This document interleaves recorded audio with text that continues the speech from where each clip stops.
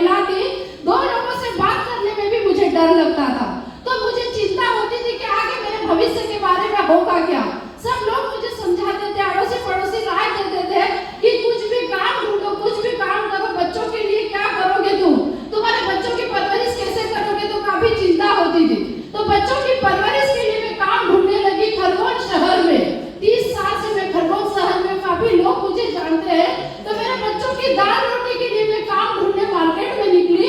तो मुझे काम मिला झाड़ू पोछा और कपड़े बर्तन का, और मेरी एक दिन की कीमत लगाई गई मेरी मेहनत की 100 रुपए रोज। 3000 रुपए महीने की मेरी कीमत हुआ करती थी खरगोन मार्केट में, क्योंकि मेरा एजुकेशन नहीं था, नॉलेज नहीं था। बस ऊपर वाले से दुआ प्रार्थना किया करती थी कि भगवान जैसे कब तक चलेगा। 3 बेटियों का साथ है, मैं बेटियों को कैसे दुनिया की नजरों से, बेटियों की परवरिश में कैसे कर पाऊंगी, बेटियों को मैं कैसे आगे बढ़ा पाऊंगी, बेटियों को मैं मोटिवेशन क्या दूंगी। मेरे पास कुछ ऑप्शन नहीं था।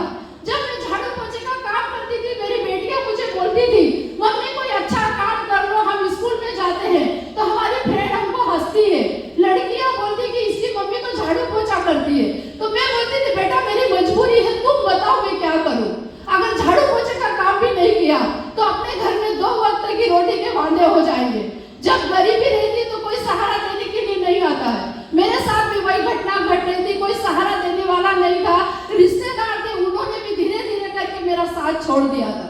रिश्तेदार भी मेरे घर आना जाना बंद हो गए थे। वो जानते थे कि इसके घर आए जाएंगे तो इसको अपने को मदद करना पड़ेगी। धीरे धीरे मेरे सहारे टूटते चले गए। जो हस्बैंड के समय में रिश्तेदारी लोग निभाते थे वो भी आना जाना बंद हो गए। मैंने सोचा मैं क्या करूं, मुझे कुछ रास्ता समझ में नहीं आता। दिन भर काम करती थी और रात को बिना रोए में सो नहीं पाती थी। मुझे धरती आसमान नजर आता था कि आखिर मेरा होगा क्या, मेरे बच्चों का भविष्य कैसे बनूंगी, सोचा करती थी। लेकिन हम बोलते हैं ना, हमारे महागुरु ने मेरे एनटीसी के ऊपर एक मैसेज मुझे पर्सनली लिखा था कि संतोषी मैडम बहुत बहुत कांग्रेचुलेशन, ऊपर वाले के हैं देर है अंधेर नहीं है। तो वो बात मुझे बड़ी पसंद आई कि महागुरु ने सही कहा, ऊपर वाले के यहाँ देर है अंधेर नहीं है। ऊपर वाले ने मेरी बात को सुनी।